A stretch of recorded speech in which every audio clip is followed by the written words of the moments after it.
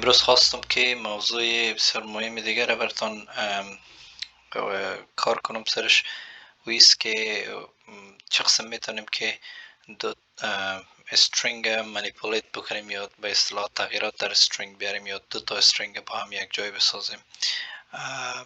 دیگه باز یک تمرین هم هست که باز رو به اصطلاح ما شما کار میکنیم دیباگینگ یا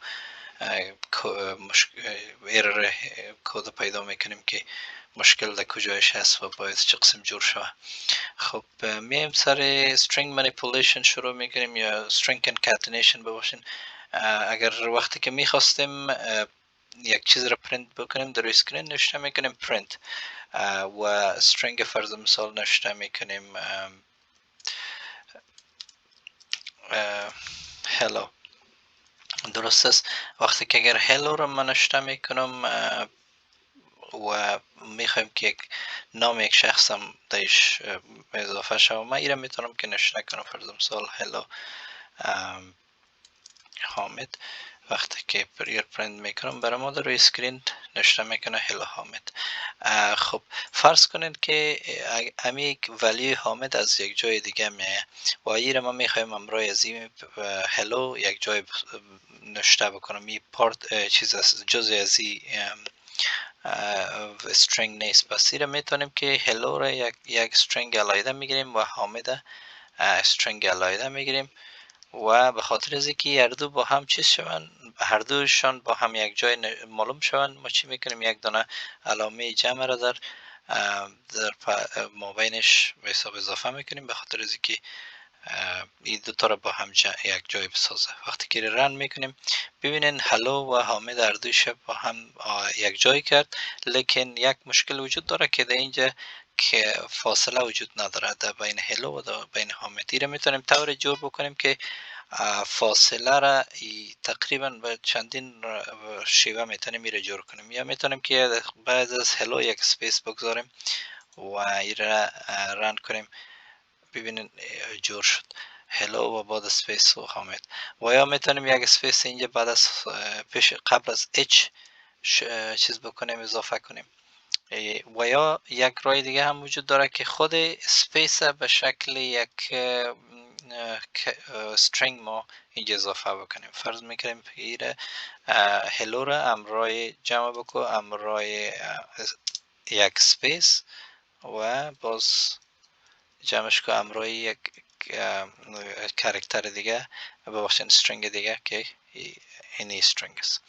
وقتی که رن میکنیم عین نتیجه را میگیریم. پس راه های مختلفی وجود داره که ما به اصطلاح اسپیس یا فاصله را اضافه بکنیم در استرینگ خود و چه قسم فرض مثال خوب نظر به چیز کد است و با چند استرینگ اگر میخوایم با هم یک جای بسازیم که به نام کنکاتینیت یاد میکنه کنکاتینیشن که باز یک علامه جمع یا مثبت ازش اضافه میکنیم. خب این بود یک استرینگ کنکاتینیشن. این حال یک بعضی یک مثال کار میکنیم که در او بعضی چیزهای آمده که او را باید است ما شما در روی اسکرین تایپ کنیم و به اصطلاح بعضی پرابلم ها یا ایراری که می آید او را به حساب پیدا بکنیم. خب در اینجا داریم نوشته کردیم که D2 string manipulation. ما میخوایم اینی قسمت به اصطلاح در روی اسکرین بر ما ظاهر شود، در این قسمت کنسول بر ما شما ظاهر شود. و خاطر از این ما این کد نوشته کردیم، لیکن این کد بعضی مشکلات های خود داره. اینا رو میم پیدا میکنیم که این مشکلات ها چی است و به چه شکل میتونیم که این به اصطلاح یا رو حل بسازیم. خب سعی کنین که اینجا داریم این قسمت که از کل از حال فعلا یک رنگ است. از این معلوم میشه که کلش کامنت است. حالا فعلا اگر رن بکنیم چیزی را نشان نمیده در روی اسکرین بر ما در کنسول البته. و وقتی که اگر ایره بخوایم که فرض مثال اینی موضوعی است که ما میخوایم که در روی اسکرین بر ما در روی کنسول بر ما ظاهر شود و میخوایم که اینی کدش است که این کد رن بکنیم و این برای ما باید از ظاهر شود. وقتی که میخوایم که کد به اصطلاح ران کنیم باید سی کامنت از کامنت برای و بتونه سیستم میره بشناسه که یک کد است. خب در اینجا وقتی که رن میکنیمش ببینید که شاید بعضی مشکلات های وجود داشته باشه که با زور ما شما استپ بای استپ یا قدم به قدم پیداش میکنیم. فرض کنیم که لاین اول اگر خب کلش رن میکنیم ببینیم که تا کجا رو پیش میره. این رن میکنیم ببینیم که در اینجا دم اول بر ما نشان میده syntax error invalid syntax، یک ارر بر ما میده که در این قسمت یک مشکل وجود داره و بعض وقت اوقات میتونین کمی ایرر شما کپی کنین و در گوگل سرچ بکنینش و براتان همو نتیجه فرض مثال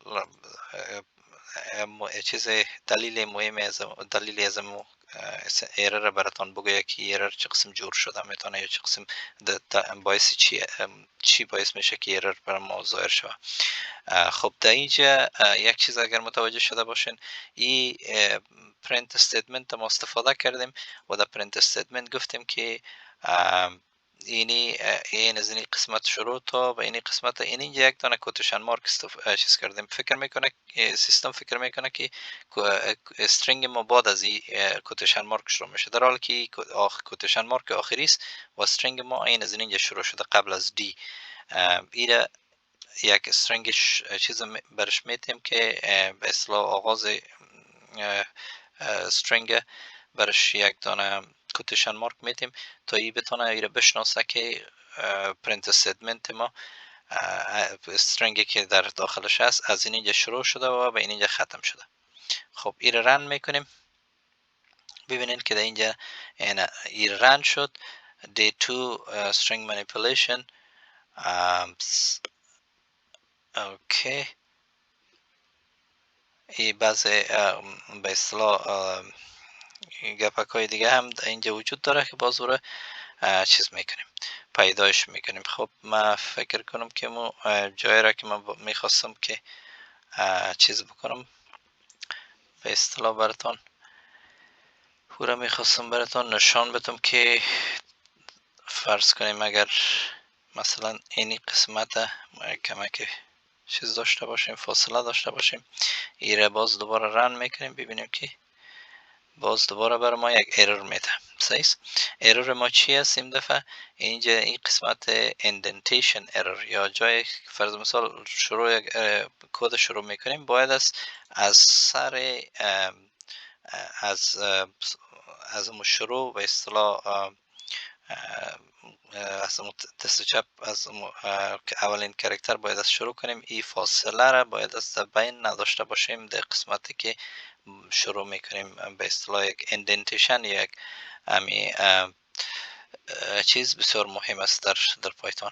پس به خاطر ازی که کد خود درست بسازیم پس این اندنتیشن از بین میبریم و باز دوباره ایران میکنیم. ببینید که به اصطلاح پس چیز شد ای جور شد. لیکن در اینجا این قسمت اگر دیده باشین اینجا یک کمک فاصله داره فاصله به خاطر از است که ما در اینجا یک کمک فاصله در کد خود داریم که خودش باعث میشه که به اصطلاح قسمت برای ما شما یک کمک فاصله دار نشان بده.